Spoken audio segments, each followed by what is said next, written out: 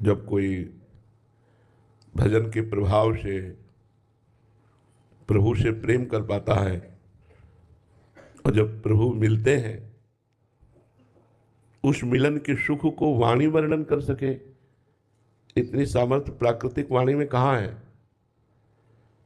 सरस्वती जी में भी इतनी सामर्थ्य नहीं है कि भगवत मिलन की सुख वृत्ति को लिख सके। नहीं, भगवत मिलन कराने वाले प्रेम को ही कहा गया अनिर्वचनीयम प्रेम स्वरूपम। प्रेम का स्वरूप वाणी के द्वारा वर्णन नहीं किया जा सकता। फिर प्रीतम सामने हो और बहुत काल से उनके विरह में व्यथित हृदय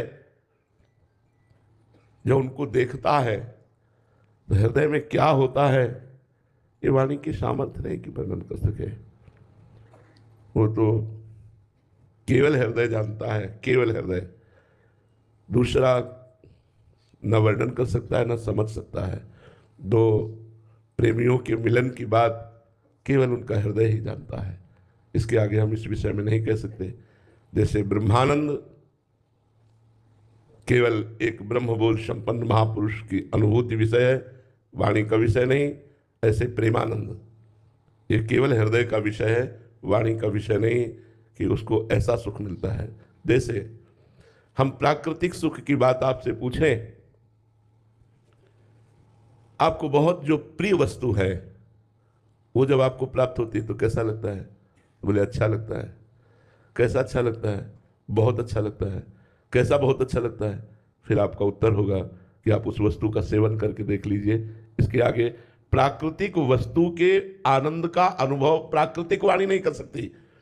फिर सच्चिदानंद स्वरूप परम प्राण प्रीतम प्राणाधार आनंद समुद्र प्रेम समुद्र ज्ञान समुद्र वैराग्य समुद्र ईश्वर समुद्र भगवान का मिलन हो रहा है और उस सुख का वर्णन वाणी कर सके, असंभव। वाणी की अधिष्ठात्री देवी सरस्वती भी नहीं वर्णन कर सकती। इस पांच भौतिक वाणी की तो बात ही जाने दो, वो तो केवल हृदय जानता है। केवल मिलन की चाह में जो सुख है, इशारे से इतनी बात कह सकते हैं कि उस चाह में, भगवत मिलन की चाह में जो सुख है, वो सुख ब्रह्मा के परमेष्ठी पद का भी तिरस्कार कर देता है। और तो और जाने दो, जिसे भगवत मिलन की चाह प्रकट हो गई तो ब्रह्मादि के भोग सब विषम लागत ताई, नारायण ब्रजचंद की लगन लगी ही जाए। न पारमेष्ठम न महेंद्र धिष्णम न सार्वभौमम न रसाधिपत्यम न योग सिद्धि अपनर्भवम न मोक्ष न योग की सिद्धि न ब्रह्मा का पद न सार्वभौम सम्राट पद न देवराज इंद्र का पद, कुछ नहीं। उस सुख के सामने कुछ नहीं। अब उस सुख का वर्णन कैसे कर सके? वो अनिर्वचनीय है। वो तो जाने मोरी छाती